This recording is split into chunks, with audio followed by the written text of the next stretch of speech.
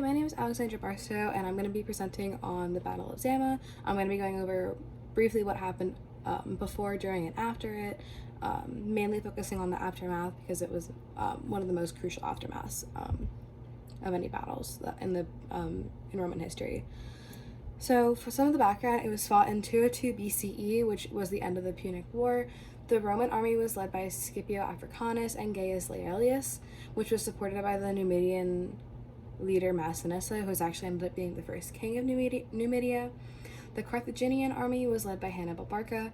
The Carthaginians had broken the armistice with Rome after being defeated in a battle before this, which was the reason that it actually occurred. There was a ship that came into the Gulf of Tunis, and the Carthaginians took the supplies from that ship, which is the reason why the Romans became agitated and the battle occurred. So on the troops, for the Roman and Numidian side, there was rumored to be 35,100 men, with 29,000 being infantry and then 6,100 being cavalry. The infantry would be people who would fight more hand-to-hand combat on the ground, while the cavalry men got to ride on the horses and they fought there. So the deployment had 3 lines, basically based on income and the history in the army. So the people who were first were the Hastati, then the Principi, and the Triarii. And the Hastati were people who tended to be more poor. They were definitely the poorest within the group. Then the Principes, who were more middle class, had a little bit of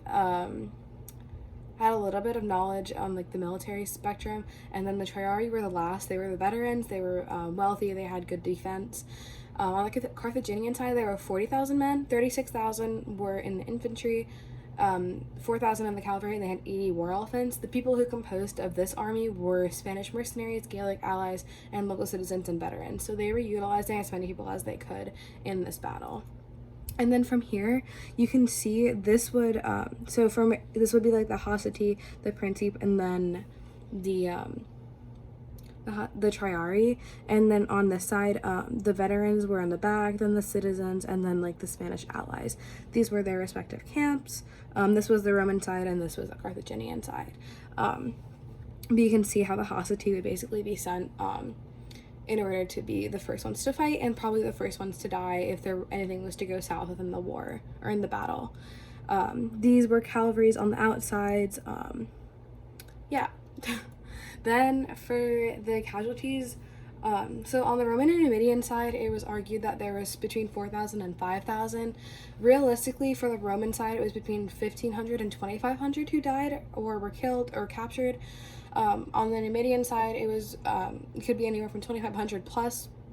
The Carthaginian had 33,500 killed, or between that and then 40,000, while Polybius and Livy argue that there was 20,000 killed and 20,000 captured.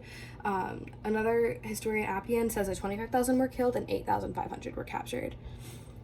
Finally, for the aftermath, Scipio's victory defeated Carthage, and Carthage would never end up being what it was that day. To that day, Carthage sued for peace on the Roman Senate.